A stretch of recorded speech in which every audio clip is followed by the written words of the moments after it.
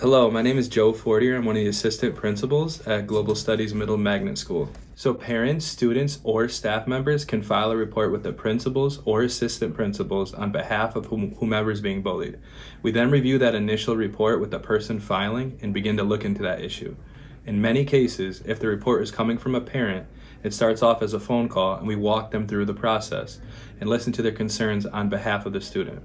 We want to make sure all students are safe in our building, so it's really important to start with that initial investigation and that conversation so we can make sure we have all the details.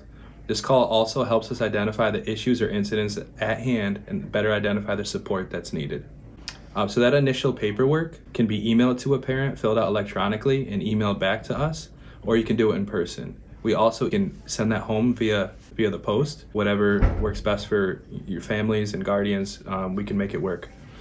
And after the report is filled out, it goes into our hands and we send out initial letters to the alleged bully and the alleged victims within 48 hours.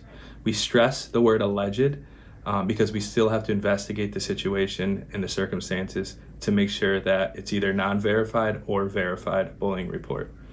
We will also send a consent form home. The consent form allows for us to use the alleged victim's name during the course of the investigation.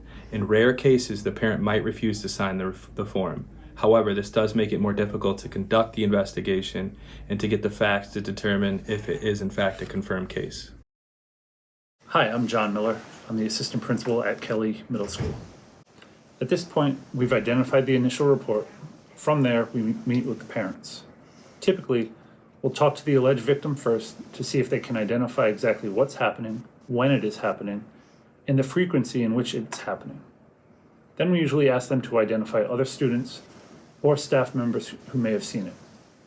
In some cases, this leads to a greater investigation. We may need to reach out to multiple students, staff members, or access video surveillance depending on the location of the events, whether that's inside the school building, or on school grounds, or even on a bus. After conducting interviews with all parties involved and any witnesses, we write a summary of the investigation, along with our rationale to say if it's verified or if it was inconclusive or non-verified. A non-verified case means that there was not enough evidence to determine that bullying occurred. In a verified case, we then move on to issuing consequences for the perpetrator and creating a restorative practice plan. So there are many things taken into consideration when assigning consequences for a verified bullying case. Some of these may include the type of bullying, physical or verbal, the frequency.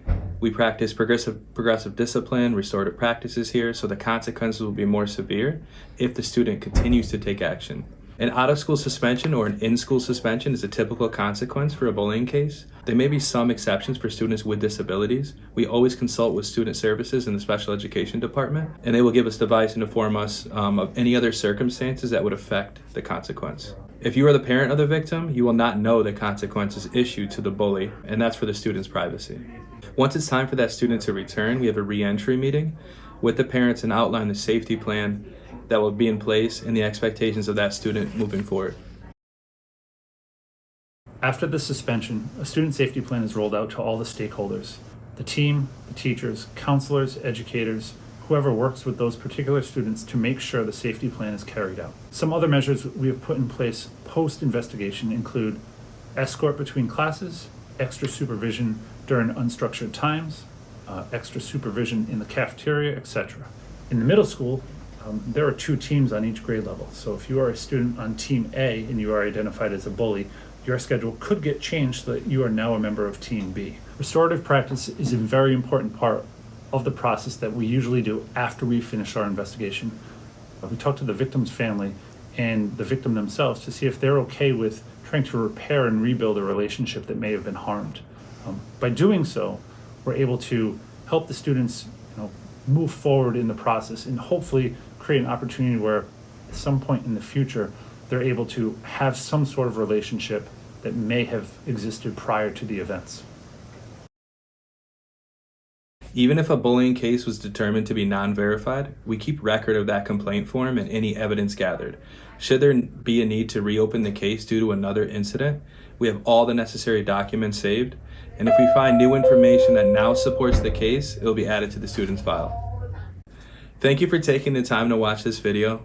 We truly appreciate the support of our Norwich families in resolving and preventing bullying in our schools.